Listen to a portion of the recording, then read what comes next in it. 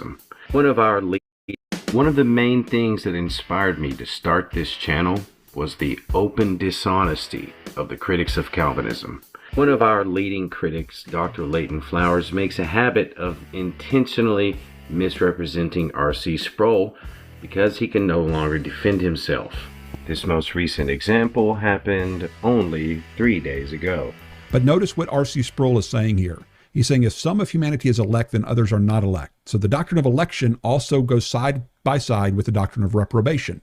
Notice what he says, the non-elect are those who we call the reprobate. So as far as I'm concerned, again, RC Sproul teaching, he says we are universalists.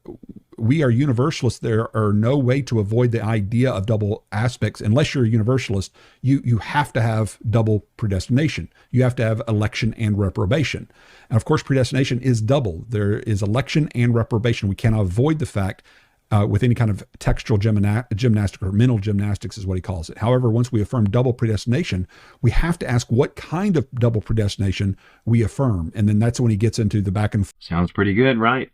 Well, let's take a closer look at where he stopped reading. As you can see, R.C. Sproul was just about to explain the difference between Reformed theology and hyper-Calvinism. But he knows that if he allows that, then he will no longer be able to present hyper-Calvinism as Reformed theology. Let's let R.C. Sproul explain the difference. Often, double predestination is expressed. And so just to kind of put an end to or a nail in the coffin of rogue Calvinist accusation of misrepresentation, notice the video that he showed. If I can show you from April of 2021, April 9th of 2021, again, 2 years ago. Let's just see what this video is about. Let's watch this. What is double predestination? There's a lot of misunderstanding about double predestination. There are some communities that believe in what they call... Anybody recognize that video? It's the same video that the rogue Calvinist showed as if I would not be willing to listen to R.C. Sproul's explanation of double predestination. And I go on, play the entire video, and then I respond to R.C. Sproul's actual words.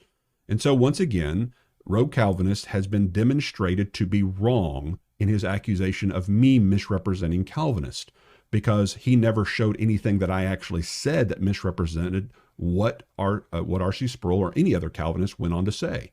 And so we've got to do better at not just assuming that your opponent is a red-eyed serpent with really white teeth, trying to deceive everybody and trying to misrepresent everybody they disagree with. Instead, actually quote them in their own words and then make an argument based upon what they actually say. And you have me dead to rights right up until there, because you haven't dared to approach a single argument that I've presented to you over hours and hours of approaching your every word. You're just going to pretend like I haven't given any arguments. But at least 4,400 people know otherwise.